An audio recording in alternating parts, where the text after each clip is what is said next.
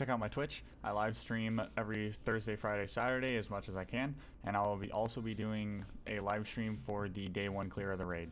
Hey guys, it's Tectonic, and I'm going to be going over what I am bringing into the day 1 raid of the Deepstone Crypt raid. I am a hunter class for our raid team. We decided to go with 2 hunters, a titan, and 3 warlocks.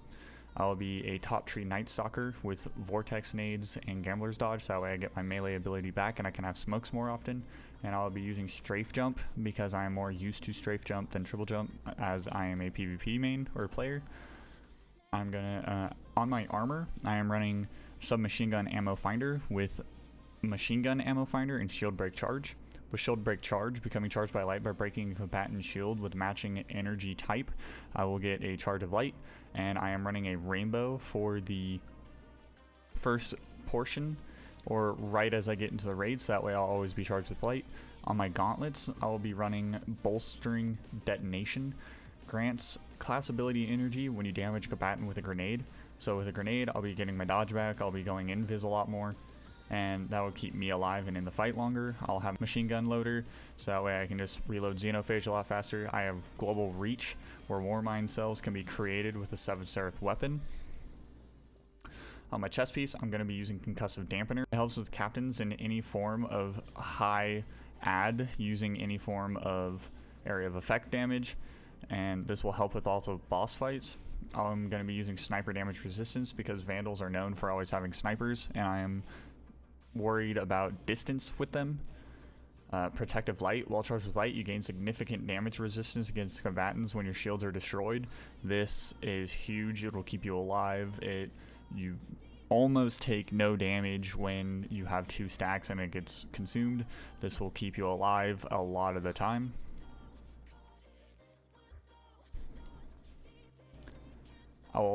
On my Orpheus rigs, as I am a top tree tether and I am needing to constantly try to get that back, I'll be using Machine Gun Ammo Scavenger, and I will be using Recuperation. Replenishes health each time you pick up an orb of power.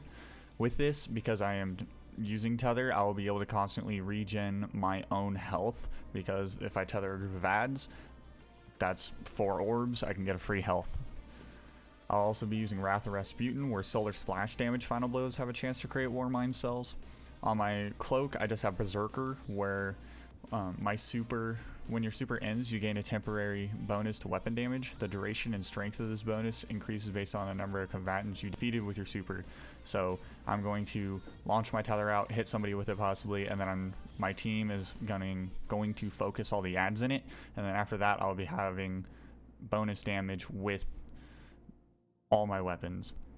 So for the weapons I'm bringing into the raid, I'm bringing a Long Shadow.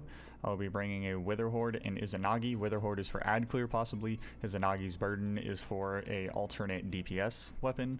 I'm bringing a Night Watch for ads, and a True Prophecy that has Field Prep Demolitionist for nades back faster, and a Dire Promise that has Overflow Elemental Capacitor. These are just for in case I ever feel like wanting to use a hand cannon, in case the encounter calls for one. For my secondary slot, I am bringing a 7 Seraph SMG. This is where my Warmind cells are going to be created. This is how I'm going to do a lot of ad clear at most possible. I'm going to be bringing a Truth Teller that has Disruption Break, Auto-Loading Holster, and Blinding Grenades.